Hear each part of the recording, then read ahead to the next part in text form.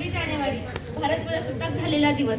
या महत्त्वाच्या दिवशी मला 2 शब्द बोलण्याची संधी देणारे माझे गुरुजन वर्ग, त्यांची मी हृदयापासून शत आभार मानते। वो खून कहो किस मतलब का जिसमें उबाल का नाम नहीं, वो खून कहो किस मतलब का जो आ सके देश के काम नहीं, वो खून कहो किस मतलब का जिसमें जीवन ना रवानी है, जो पर्वत बनकर बहता है वो खून नहीं वो पानी है। उसी दिन लोगों ने सही सही खून की कीमत पहचानी थी, जिस दिन सुभाष ने बर्मा में जाकर मांगी उनसे कुर्बानी थी। बोले स्वतंत्र की खातिर बलिदान तुम्हें करना होगा, बहुत जी चुके तुम इस जग में पर आगे तुम्हें मरना होगा। अरे आजादी के चरणों में तुझे माला चढ़ाई जाएगी, वो सुनो तुम्हारे शीशों के फूलों से गुंथी जाएगी। आजादी का संग्राम कहीं पैसों पर खेला जाता है, ये सिर कटाने का सौदा खुली आंखों से देखा जाता है। बाहू ऊंची करके सुभाष बोले, रक्त तुम मुझे देना, बदले में भारत की आजादी तुम मुझसे लेना। हो गई सभा में उथल पुथल, सीने में दिल ना समाते थे, सो इनकलाब के नारे कोसों तक छाए जाते थे। हम देंगे देंगे रक्त, बस यही शब्द सुनाई देते थे। रण में जाने को युवक खड़े तैयार दिखाई देते थे। बोले सुभाष वो आगे आए जिसकी रगों में भारतीय खून बहता हो, वो आगे आए जो खुद को हिंदुस्तानी कहता हो, वो आगे आए जो खून से हस्ताक्षर करता हो। मैं कफन बनाता हूँ, वो आगे आए जो इसे हंस कर लेता हो, जो इसे हंस कर लेता हो। सारी जनता हुंकार उठी, हम आते हैं, माता की चरणों में हम अपना रक्त बहाते हैं।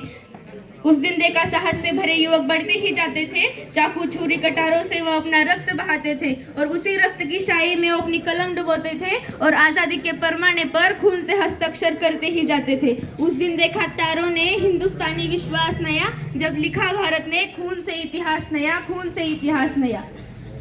वीर सावरकर, डॉक्टर बाबासाहेब आंबेडकर, महात्मा गांधी अशा अनेक वीरांनी आपले बलिदान दिले। त्यांच्या कार्याचे सिंहावलोकन करण्याच्या टप्प्यावर आज आपण येऊन पोहोचलोय। भारत हा नैसर्गिक साधन संपत्ती आणि खनिज समृद्ध देश आहे। माती हिमालय उभा आहे, पायी सागराच्या लाटा लोळण घालत आहेत। देशातून गंगा, यमुना, ब्रह्मपुत्र सारख्या रक्तवाहिन्या वाहत आहेत। निर्जीव पक्षी आकाशी भरारी मारतो आहे। सैनिकांनी जवान डोळ्यात तेल घालून देशाची सेवा, सीमा रक्षण करत आहेत। आपल्या देशाला शिमला, कुलू, मनाली, उटी यासारखी समृद्ध पर्यटन स्थळे लाभली आहेत। शेतकरी लोकराजा बनला आहे। एकूणच आपला भारत देश सुजलाम सुफलाम आहे।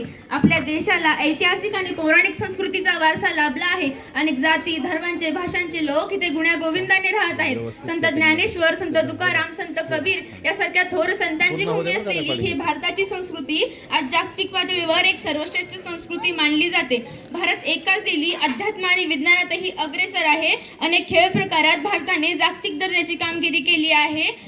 स्वातंत्र्याची गेली 77 वर्ष साहित्य, कला, क्रीडा या क्षेत्रांमध्ये नामवंत लेखक, साहित्यिक, कलावंतांनी त्यांच्या कार्याचा अमिट ठसा उमटवला आहे। परंतु असे असले तरी एकीकडे प्रगती होत आहे आणि दुसरीकडे अनेक गोष्टी आपल्याला वेदना देत आहेत। अनेक वीरांनी आपले बलिदान दिले, आपले संपूर्ण आयुष्य स्वातंत्र्यासाठी खर्च केले, आपले संपूर्ण रक्त सांडले, परंतु आपण मात्र त्या रक्ताचा घाऊ बाजार मांडला असे कधी कधी उगाचच वाटत नाही। आज चीन, पाकिस्तान सारख्या परकीय शक्ती सीमेवर आक्रमणासाठी तयारीत असतात। देशातच दहशतवादी हल्ले होतात। उईपालवन सारख्या रक्तवलेल्या आठवणी आपल्याला दुःख देतात। शेतकऱ्यांना स्वतःच्या हक्कासाठी आंदोलन करावे लागते। अनेक गोरगरिबांना तर एक वेळचे जेवण सुद्धा मिळत नाही। धर्माच्या नावावर जातीय दंगे होतात, तेव्हा भारत मातेच्या हृदयाचे शेकडो तुकडे होतात। एकाच आईची लेकरे एकमेकांच्या रक्तासाठी एवढी तहानलेली असतील तर त्या आईची काय अवस्था होत असेल, हा खरा प्रश्न आहे। या साऱ्या आक्रमणामध्ये अतिशय सामान्य माणूस भरडला जातो। जळणारी झोपडी आणि करपणारं रक्त हे भारतीयांचंच आहे हे आपण का विसरतो, हा खरा प्रश्न आहे। भ्रष्टाचार रूपी यंत्रणेमुळे मोठी व्यवस्था पोखरली जाते। मोठमोठ्या अधिकाऱ्यांना भ्रष्टाचाराच्या आरोपाखाली अटक होते, तेव्हा ज्यांच्या हाती आपण आपल्या देशाची प्रशासन व्यवस्था सोपवली तेच भ्रष्टाचाराने बरडलेले पाहून असह्य वेदना होतात। तुरुंगात असलेले अनेक गुन्हेगार निवडणुका जिंकतात। दरवर्षी मोठे मोठे घोटाळे उघडकीस येतात। सत्यमेव जयते ही ब्रीद वाक्य आपल्या देशाची शान आहे, परंतु या अशा क्रूर लोकांमुळे हा देशाचा शोकग्रस्त